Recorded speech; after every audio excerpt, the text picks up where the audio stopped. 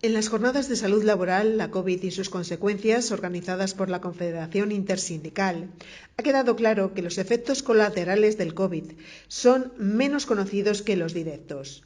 Por ello, nos vamos a ir a Wuhan, donde comenzó la investigación. Nos lo cuenta Pedro Charco Mora, anestesiólogo del Hospital Universitario La Fe de Valencia y director de la Escuela de Salud de la Intersindical Salud.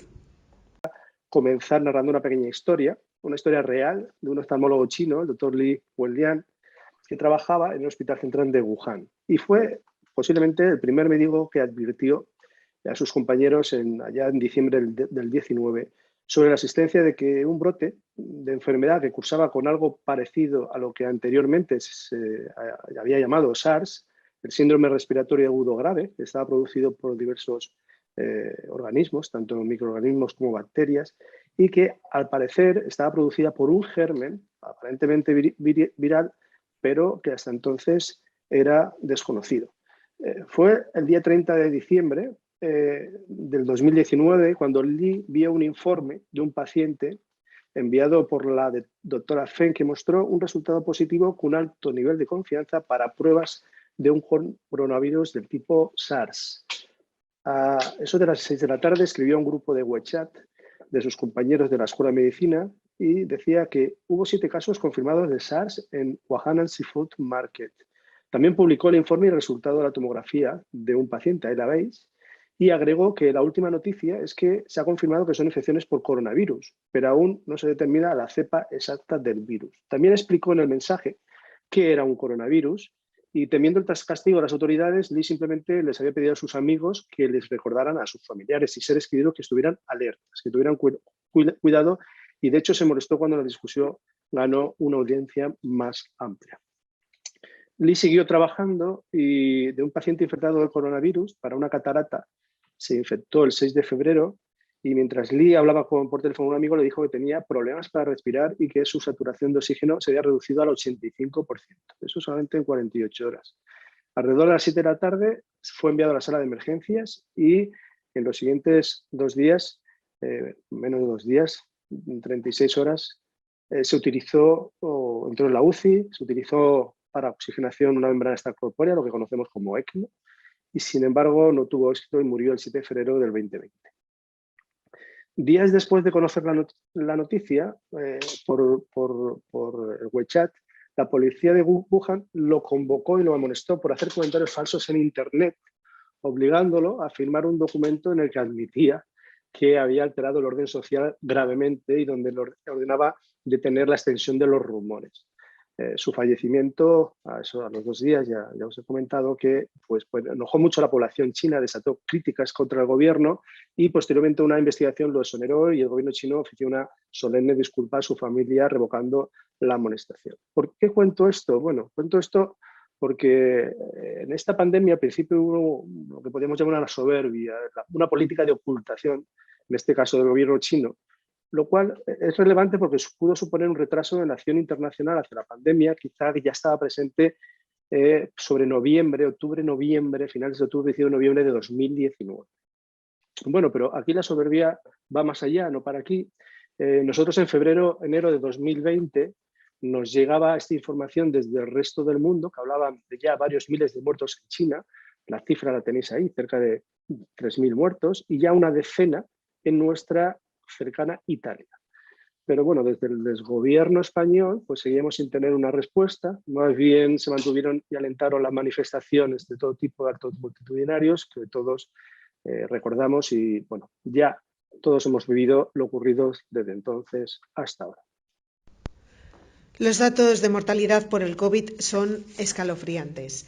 Esto ha generado un trabajo en equipo de investigadores a nivel mundial. La Organización Económica Mundial ha hecho que la colaboración de muchas facultades, grupos y centros de investigación haya aumentado, así como también se han creado redes de colaboración profesionales de investigadores en todo el mundo. De hecho, desde que China reportó a la OMS la existencia del coronavirus, que fue así hacia finales de diciembre del 19, hasta los primeros días de septiembre de este año, se han registrado en todo el mundo más de 12.000 mutaciones del genoma del nuevo virus. Se han desarrollado vacunas contra el COVID a una velocidad que hasta ahora no era posible. Normalmente el desarrollo de una vacuna ronda los 15 a 20 años y en esta pandemia en 1 año y medio se ha conseguido. Se han introducido en la ciudadanía hábitos de higiene y prevención que sirven para detener tanto esta epidemia como otras provocadas por virus. La pandemia ha generado problemas estructurales en muchos ámbitos también. En áreas muy diferentes como medio ambiente, también como en el empleo, técnicas digitales en educación y trabajo, ha provocado cambios comportamentales en la población, problemas en salud mental y sanitarios y, obviamente, ha tenido graves repercusiones económicas.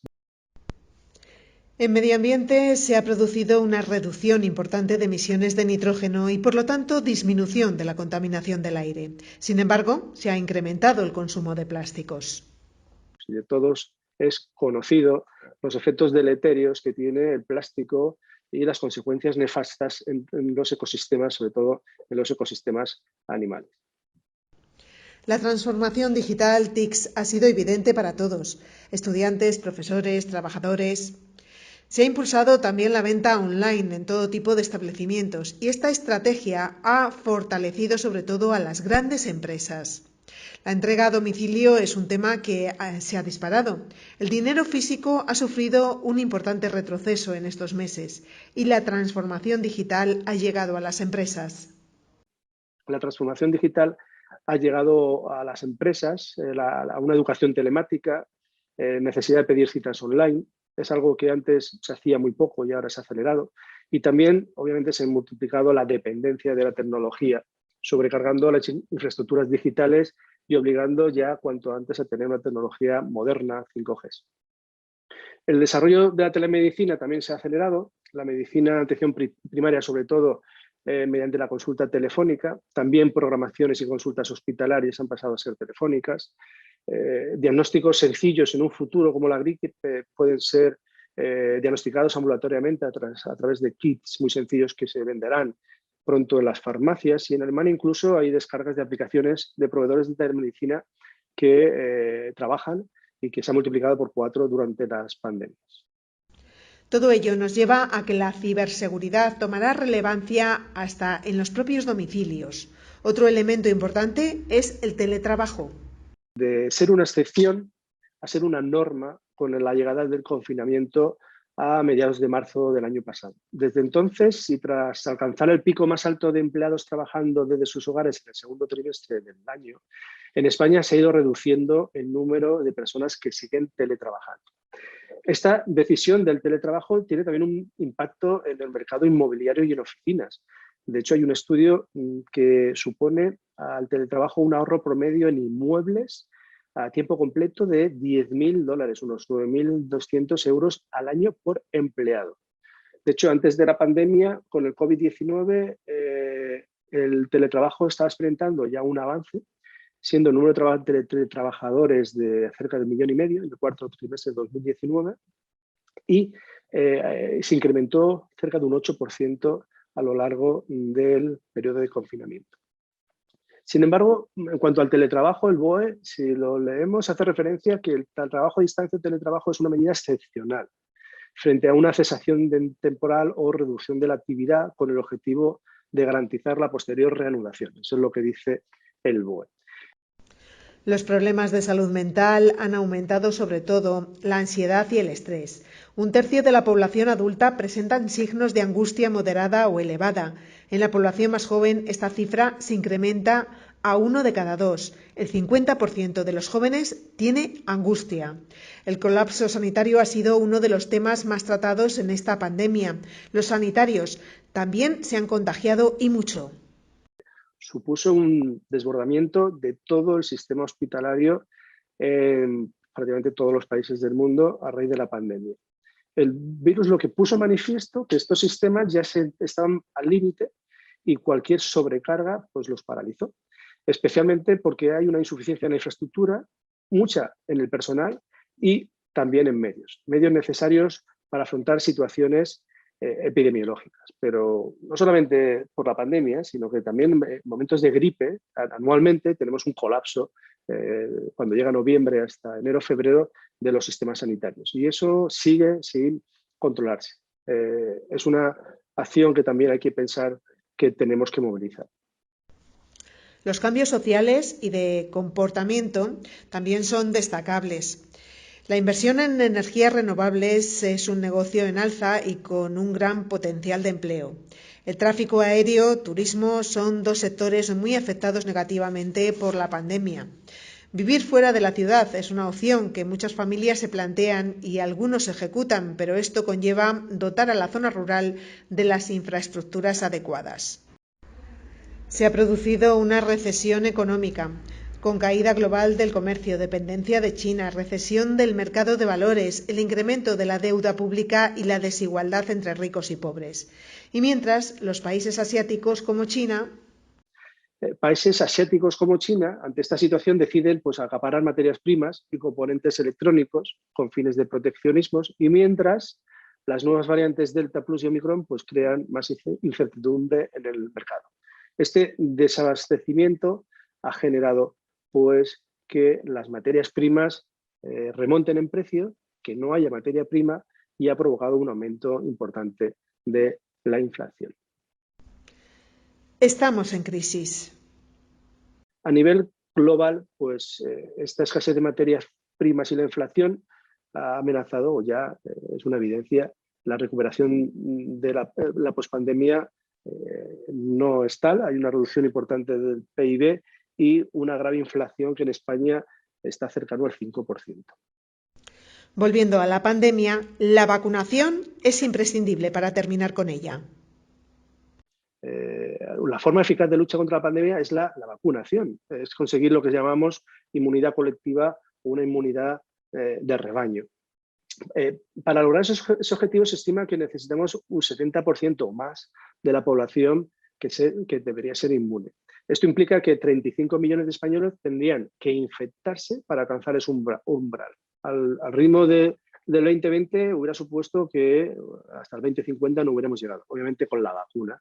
Esto se ha superado y actualmente hay más de 37 millones de españoles con vacunación completa, lo que supone cerca del 90% de la población española. Este sí que es un hito importante para nuestra población. Así funciona la vacuna. Cuanto menos pacientes hay con posibilidad de infectar, ellos mismos cierran y de esa manera podemos desarrollar el sistema de inmunidad. Hay que decir que las políticas de vacunación no son las mismas en todos los países. Las cifras es que mientras el 60% de la población ha recibido la pauta de vacunación completa en países, economías avanzadas, e incluso en algunos países como Estados Unidos, Israel y ahora España, se administra una tercera dosis de refuerzo, alrededor del 96% de los ciudadanos de los países con menos ingresos no ha recibido todavía ni un solo pinchazo. Esta es la brecha vacunal, que es importante, porque como reflexión final me gustaría comentar que en un mundo globalizado como el que vivimos, el primer mundo va a tener que comprender que acabar con la pandemia no va a ser posible sin generalizar la vacunación en todos los países, incluidos los más pobres y con menos recursos. Porque en estos países pobres el contagio masivo permite al virus mutar, generar variantes genéticas más transmisibles, posiblemente más letales y quizás muy resistentes a la vacuna. Es un mensaje que no es quizás muy alentador, pero es importante conocerlo y concienciarse de que el problema no está limitado a que nosotros nos vacunemos, sino que el problema es que nos tenemos que vacunar todos en todos los lugares del mundo.